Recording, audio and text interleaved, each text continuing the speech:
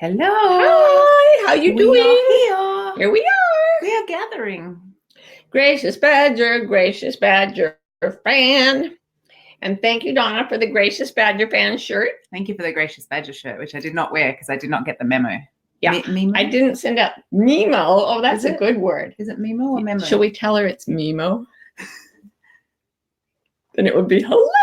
Hi, Denise. Dear. How you doing? Denise, you're good to see you. You are the first. Welcome. And Jordy is the from second, Melbourne. and Melanie from Phoenix. I bet it's still It's not hot Melanie out there. from Phoenix. It's Melanie. Oh, Melanie Phoenix, because she rises from the ashes like a phoenix. She does. Mm-hmm. Oh, and everyone. Oh my gosh, here we go. Marianne Rose, Alexa. Hi, Alexa, sweetheart. Lucy, Karen, Henry. Look, just two minutes. Uda and Michelle and Jessica. I know, it's just so awesome. Oh my goodness, you guys. So wonderful. Hi, Jessica. hi. We can't tell how many. I know, Tiffany and Stephen and Anna Karina and Gail and Becky and Monica.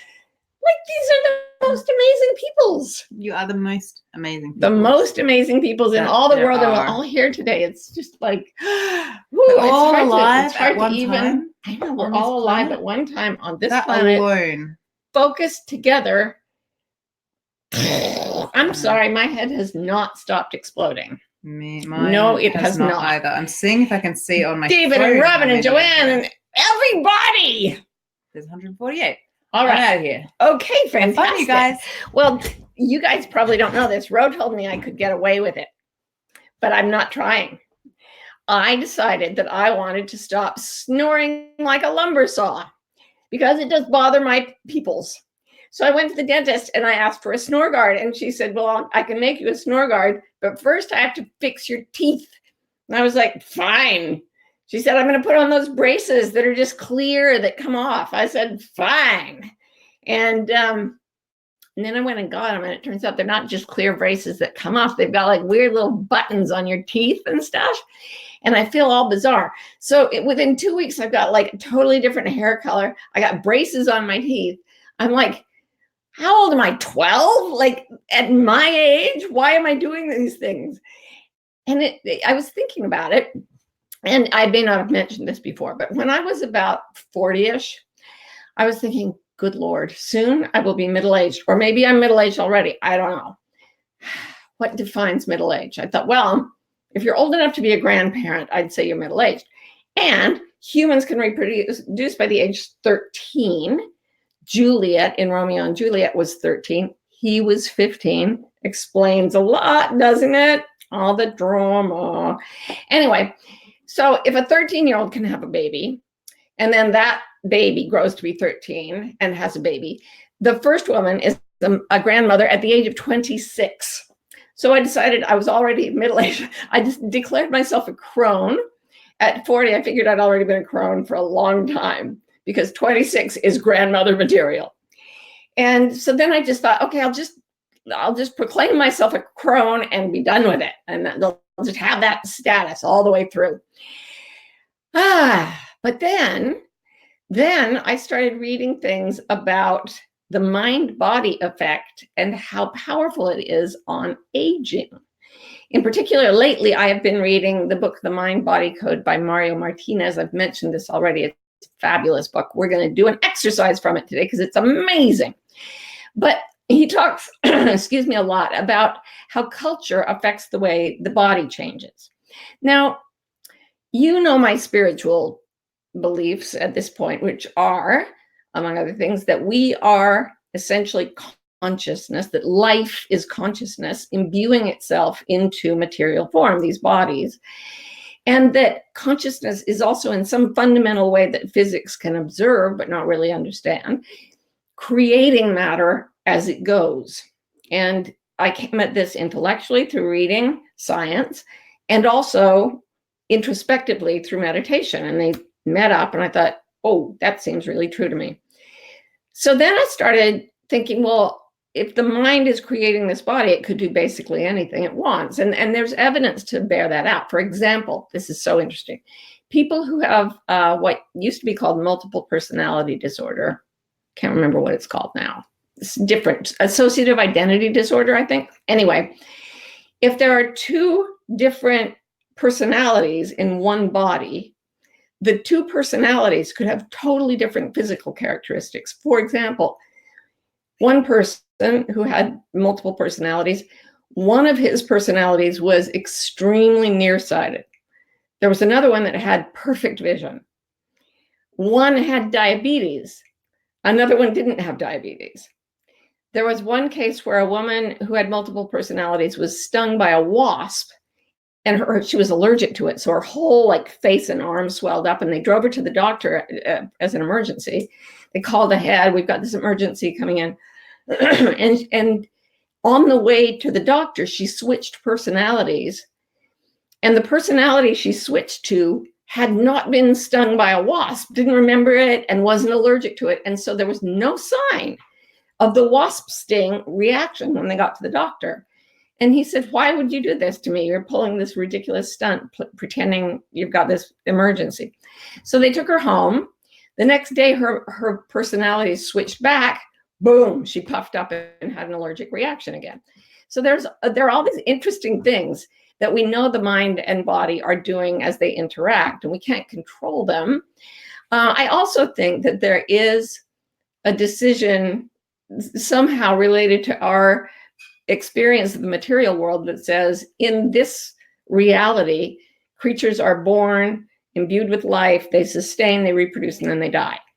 So I think that's just a root rule of this consensus reality, and that's going to happen. That said, so I don't think we're all going to live forever just because we think happy thoughts. But there are weird things that happen when people free themselves from cultural constraints around what the body does, particularly as it ages. So Mario Martinez he's a psychoneuroimmunologist who also is a cultural anthropologist. And he says that he thinks age is almost completely culture-based, the way people age. As I was reading his work, I was thinking about an experience I may have told you guys about before. I was visiting Byron Katie, who I think is an awakened being, and her husband, Stephen Mitchell, my dear friend. And I was noticing that in her mid-70s, Katie just keeps getting more and more beautiful. Like, she's always been a beautiful woman by the most crass standards of the society, right? Like, she just was born good looking. But at 75, she's like genuinely getting better looking by the cultural standards. And I said, she had gone in another room. And I said to Stephen, "This is so weird. Katie keeps getting better looking as she ages." And from the other room, Katie, who has no ego at all, said, "I know, isn't it weird?" And then she came out and she said, "It just does whatever it wants with this thing." And what she meant was the consciousness that is moving through her and animating her body is doing what it wants with the physical form. And it's decided to make it more beautiful as she ages. And she's like, "Well, cool." But she really doesn't care one way or another. It's all perfect to her. So I was thinking about her as I read Mario Martinez's book. And also I wanted to talk to you about a book called Counterclockwise by Ellen Langer. Such interesting stuff. They've done all these experiments on how people experience age and the mind-body connection. One of them is that, I think I've mentioned this, they do a word jumble where some of the words have to do with aging, and some of the words have to do with neutral things like flowers and dogs and whatever. And people who unjumble these words are videotaped as they come in and then leave. And if they've unjumbled words that relate to aging, like weak, feeble, dementia, slow, whatever, they actually get up and sort of stoop and walk more slowly as they go out of the room. And these are college students taking a random test.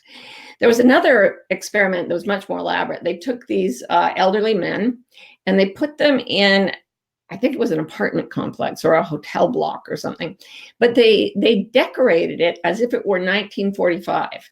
And they played radio shows from 1945, and no one was allowed to talk about anything that happened after 1945. They played songs that were popular in 1945. There were pictures of things in 1945. Everything was 1945. They had another group of men that were in a different group of rooms that were pleasant and nice, but didn't have this weird time lapse thing. Well, at the end of a few weeks, the men who were living supposedly in 1945 had all these indicators of youth. Their organs were functioning better. They were standing straighter. Their fingers were longer. That one blew me away. Their fingers actually straightened out and got longer. Their muscle strength went up. In effect, they were aging backwards. That's why Ellen Lenker called her book Counterclockwise. So there's a lot of research in that book. I'd love you to read it. It'll give you a whole new lease on life. So Mario Martinez has done a lot of studies with people who live to be well over 100. Now, this is, I didn't know this, the fastest growing group of people demographically in the US. And they think that there will be, by 2030, there will be 4.5 million people over the age of 100 in our country. Ooh. So much for, this, by the way, it's because when you wake up in the middle of the night and you have an idea for an article you're supposed to write, and you don't want to turn on the light, you just grab whatever pen is on the desk stand and write your idea on a place you won't forget. And that's what this is. It's just notes for my next piece for Maria Shriver's Sunday paper. Anyway, back to the centenarians with Mario Martinez. So he went looking at these people who are over 100 and healthy. That's the thing. He said, I don't want to look at people. The medical establishment looks at pathologies that arise as we age. So cancer, dementia, heart disease, and so on. And then we label that the aging process. But he says, that is not the aging process. That is disease. It kind of reminded me of Julia Cameron in The Artist's Way when she says, people look at alcoholism in artists and they say that's an artistic life. It's not. It's alcoholism. And you can be a happy, joyful, contributing artist without being an addict or without being an emo or whatever. Just cut out the alcohol. Anyway, so Mario Martinez didn't like that aging was being pathologized, and he went and looked at lots and lots of people who were over 100 and really, really healthy. And it was funny because he asked them about many things, including how often do you go to the doctor? And most of them said, well, the last time I saw a doctor, I think it was like, I don't know, it's like 40 years ago. And he would say, well, how does your doctor feel about you never coming in? And they would say, I don't know, my doctor's dead. Sorry, this is not a recommendation for what to do with your own health life. I urge you to get regular checkups. But it might be nice also if you have people checking on your health who are like Ayurvedic, or like Eastern medicine looks much more at how to be healthy as you age as opposed to how you're likely to get sick as you age. Anyway, I loved the way these centenarians looked at life. And Mario Martinez said it took him many interviews to figure out the patterns in these people. And this is not to say that if you do this, you will invariably live to be over 100 and healthy. It may well be in your soul's plan for life. My soul's plan for life is that this body is quite frail and sickly, excuse me, sickly, and needs braces and whatnot. And I have no idea. I could get hit by a bus tomorrow. I'd be fine with it.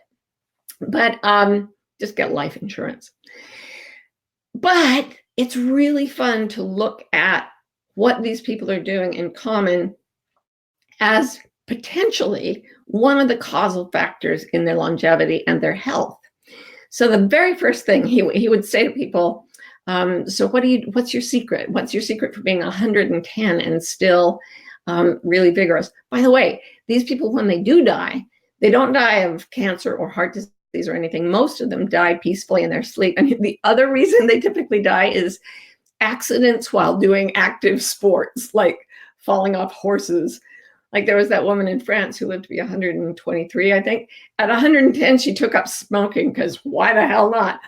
And the only time she went to a doctor was when she fell off her bicycle at the age of 110. So I'm just saying, there could be a lot more time in front of us than we think. Anyway, some of these people would say, well, my secret is I have a glass of brandy every night, and it's amazing. And then he would go and look at the rejuvenating aspects of brandy, and there weren't any. And some would say, well, I've had a cigar every day of my life. And he'd go, well, I don't think that's what's doing it. What he finally realized is that what these people were doing was deeply enjoying things, and deeply enjoying them in a way that had ritual to it. So the most typical thing was having dinner with loved ones in a very sort of ritualized way, where they said grace and, where they gathered and all that stuff. But even if they lived alone, it was a ritual preparation and enjoyment of eating. And then a ritual preparation and enjoyment of things like that glass of brandy or the cigar or whatever it was. They never drank to excess or smoked a whole bunch, because that would it just becomes a blind sort of, I need the thing that makes me feel better. They enjoyed. So whatever they were doing, didn't matter what, it was the enjoyment that was keeping them healthy and alive. Another thing was they were very funny. They laughed at everything. And they were just tickled pink by whatever was going on. And they've shown that just one belly laugh can increase your immune responses and your cancer killing cells and all of that. They enjoyed being in nature a lot. We've talked about this before, the restorative aspects of nature. And what I loved especially is they were mavericks in terms of culture. They didn't follow the rules. And I saved this one till last because I think it's the most important one. I've been writing about integrity and how if you follow your integrity, eventually you will start breaking the rules of some kind of cultural body. It could be just a friendship. Every group of people creates culture, little cultures, big cultures. And if we're absolutely in integrity, at some point we do something that's not in line with every culture we belong to. People who get freaked out by that get sick more often, and they live smaller, more constrained and shorter lives. These people who lived a very long time without getting sick were just mavericks. Like, they did not give a flying flip what people thought of them. They were just there to enjoy life, to commune with nature, to be with their loved ones, to have these rituals. That's a really interesting finding. And to be themselves. Now, after absorbing all that, I want to run us very briefly through an exercise that Mario Martinez has in his book. And I really think it's a powerful way to reconnect with spirit, as well as creating the potential for a healthy, long life. So keep your back pressed against your chair or a wall, because having your back pressed against something is very important for your physiological system to feel held. So then you feel the pressure of gravity holding you down and the pressure against your back, and you notice that you are held. And you feel gratitude for the solidness of what's holding you. So you go into a state of feeling relatively safe and then grateful for the safety. Then you try to relax your body as much as you can. Notice any places of tension and bring a witnessing presence to them. Don't try to relax, but allow relaxation to happen as you witness. It may or it may not. No big deal. Now, you're just going to repeat a very simple phrase, and it is the truth from the perspective of consciousness. And the phrase is, I am ageless. I am ageless. I am ageless.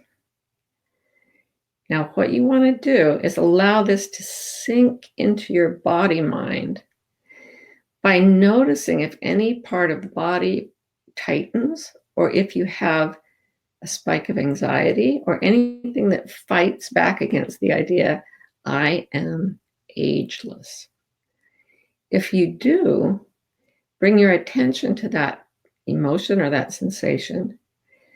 Breathe into it, witness it, and relax the muscles of your shoulders and your face. Drop your shoulders down, soften your face, and repeat, I am ageless.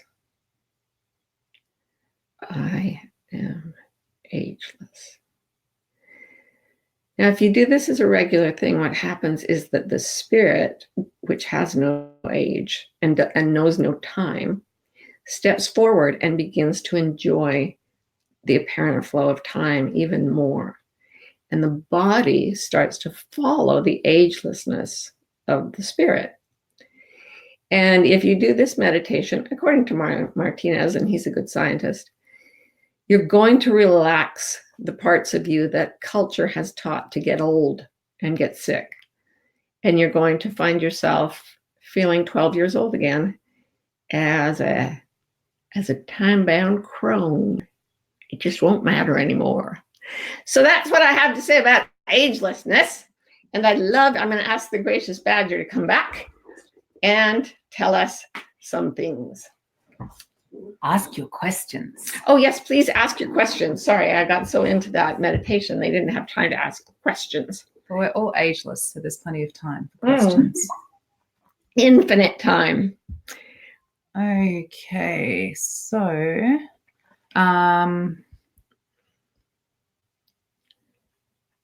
ooh, that's a good one. I want to ask Yeah. Okay. I like this one. Sorry, guys. Anne-Marie says, can you read that? Yeah, she says, I've heard Brené Brown say we're neurologically wired to care what people think. Will exercises like this help us become unwired? 100%. In fact, what Mario Martinez is saying is that the unwiring process, whether it was done by nature or nurture, is actually feeding people more health and allowing them to unwire more from cultural expectations. We are indeed wired to care what other people think. My entire body of work is about how the essential self, which is the essence of the soul, responds to the social self, which is the part that's wired to respond to others. At some point, the expression of your essential self will run into your socialization. At that point, if you choose to comply with culture over your true nature, you develop discomfort, suffering, emotional suffering, and sometimes physical suffering. My entire body of work is about finding the places where there is suffering and tracing the suffering to the place where we have left our nature to comply with culture. And that's always what the problem is with psychological suffering. If we're being true to ourselves, there's no psychological suffering at all. And I can tell you from experience that I've gone from being a very compliant and very sick person to being a very non-compliant and really happy person with a lot less psychological suffering. And in the meantime, lost the symptoms of 3 diagnosed diseases that I was told were incurable and progressive. So it's not like I never get sick, but that was interesting. Yeah. So great question. We are wired that way, but we can rewire it. Yay. Donna asks, how did those who live long handle grief and loss? I don't know if you know this. She says it seems that this gets in our way. Mario Martinez doesn't write much about this, but I've read about it in other studies. And one of the things that people say in studies of old age is you have to get very, very good at letting go when people die. You start to lose people. But early in your life, you will already have confronted, what the Tibetan Lamas study obsessively, which is impermanence and the eventual death of everything, the constant transition in everything. So if you've been doing like meditations on impermanence, or you meditate at all, you watch the way things change, what happens is that you see your attachment to things and how it's everything to which you are attached is dissolving. It's not going to go away. It's disappearing as we speak, as time moves forward. And so there's a period of wrestling with that. And then a period of learning non-attachment, love with non-attachment. And then you see that when your loved one goes into the other room, you don't have a deep heartache because your belief is that they're not really gone. They're just not in your physical presence. And you relax. You can love without attachment. And that's what people who live a long time learn to do with death. But they also have a really strong inclination to reintegrate with young things. So for example, one of the things they'll do is plant fruit trees that won't bear fruit for 4 years. A 110-year-old is planting an apple tree. And he'll say, yeah, this is going to be great in 10 years. Like, they plan for the future. They interact, they get pets who are young. They interact with young people. They interact with youth as well as with age, so that as loss mounts, so does new life. Yeah. It's wonderful. And this, maybe you just answered this, but Kirsten is wondering, how do you relearn that aging can be a good and joyous process and not just frailty? I think you just do it every day. It does help a lot to read studies like this. It helps a lot to see examples. We are fed so many examples of how aging is related to pathology, but we are fed very few examples of how aging can be related to an increase in delight.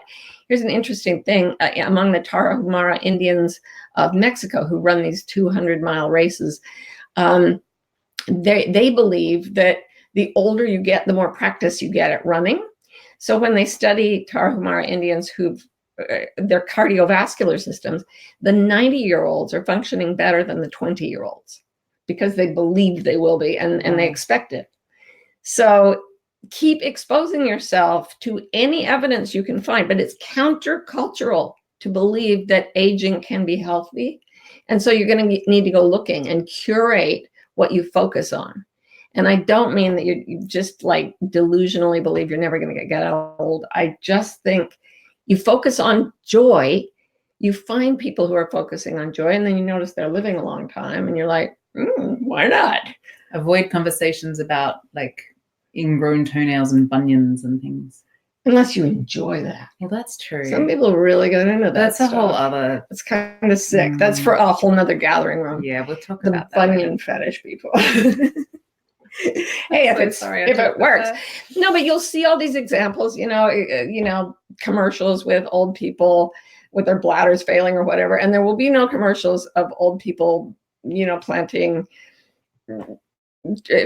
things for 50 years from now. But guess what? That actually exists in real life. So turn off the TV and go look at what happens in reality and look for what makes you happy. And then whenever you die, it doesn't really matter. 50 years, 100 years, it's all very small in the context of eternity. But the point is to put a lot of life in your time, not just a whole bunch of time in your life. Enjoy it for its own sake, and you'll want to stick around for more of it. I love that. Let's do that. Yeah, I gotta do that now. I decided. Yeah, I decided to. I decided right now. Hell, give me braces. I mean, who knows how long these chompers gotta last? Everyone get braces. Everybody. This is not about aging, but it's fascinating. Lara says, if all the people who make up culture have a fundamental nature that is averse to this culture, why is culture so entrenched and hard to overthrow? Oh, man. Beck. That is my entire life's work, and definitely the book I'm writing right now. It's almost as if cultures are entities of their own, where the culture is like an organism that wants to exist in homeostasis. Okay, I'll give it, the basis of it is that if you're out in nature and there's only 12 of you, you better damn well stick together. You're going to do a lot better surviving in nature if you have a very, very strong social bond and everyone agrees to cooperate. For that reason, you develop rules of behavior that everyone shares. That way you don't have to negotiate every single little thing you do. Everybody knows what to do, basically.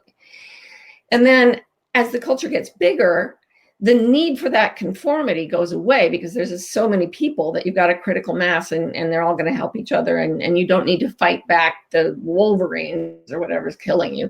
But the wiring for intense social bonding is still in place. So as I often say, we are just monkeys in socks.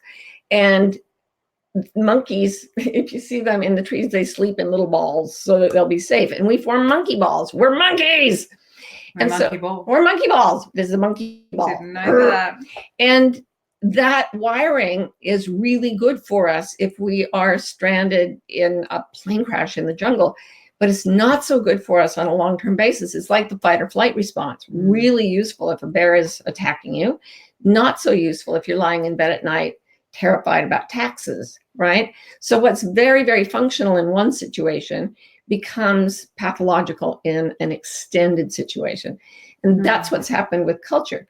Now, the weird thing is we live in a time when cultures are clashing so much, and there's so much available information that we can actually choose to go outside the bounds of culture and follow what's natural for us more than at any time in the past. And as we do that, our nature is still to love, because we're social beings. So the way we love becomes unique, distinctive, and very powerful. And that's the kind of maverick that lives forever, or at least for 150 years. That's how long they say we can expect some people to live. So yeah, go out, be a maverick, live forever, be ageless. Try that. Doing that meditation, it will take you into your spirit and make this life both less oppressive and more enjoyable than ever. Love you. I love you all. You're the bomb. You are ageless. You're ageless. See you next week.